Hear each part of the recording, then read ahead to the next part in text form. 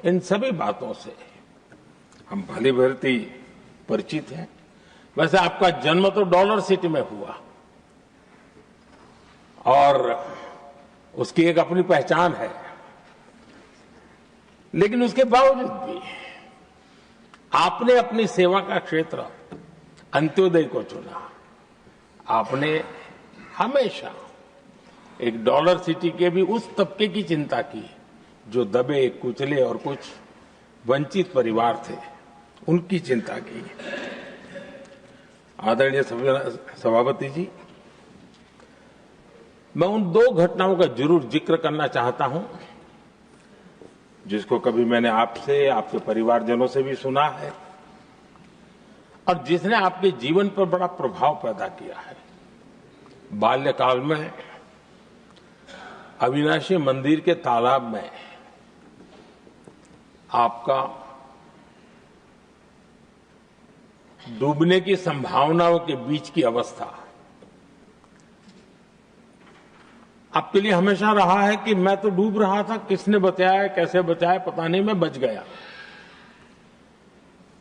और उस ईश्वर ने कुछ आप पर कृपा की, इस प्रकार का भाव आपके परिवार के लोग हमेशा बताते हैं।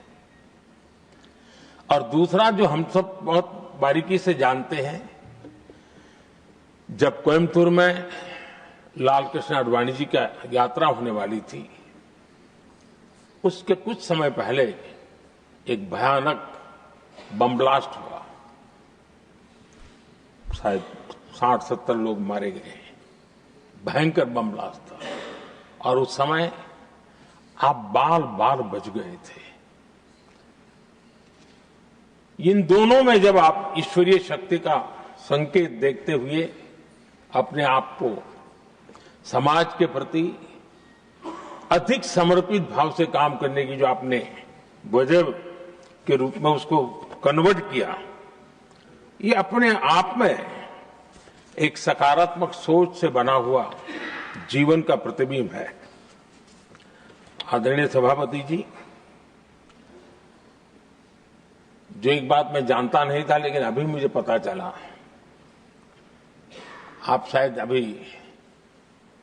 उपराष्ट्रपति बनने के बाद काशी गए थे और आपका काशी का दौरा था, तो एक सांसद के नाते स्वाभाविक रूप से मेरा मन वहां सब कुछ ठीक ठाक हो ही रहता है। लेकिन आपने वहां एक बात बताई जो मैंने सुनी, मुझे मेरे लिए नई बात थी। आपने वहां कहा कि आप वैसे तो नॉनवेज के आदी थे, लेकिन जब पहली बार आप काशी गए थे जीवन में और काशी में पूजा वगैरह की, मां गंगा को अपने आशीर्वाद प्राप्त किया मां गंगा से, और पता नहीं आपके भीतर एक संकल्प जगा और उस दिन से आपने तय किया कि आप अब नॉनवेज नहीं खाएंगे। अब ये कोई न कोई सात्विक भाव, कोई नॉनवेज खाने वाले बुरे हैं ऐसा मैं नहीं कह रहा हूं, लेकिन आपके मन में काशी की धरती पर विचार आया, तो एक सांसद के नाते मेरे लिए भी एक स्मरण रखने वाली एक घटना के रूप में मैं उसको हमेशा याद रखूंगा।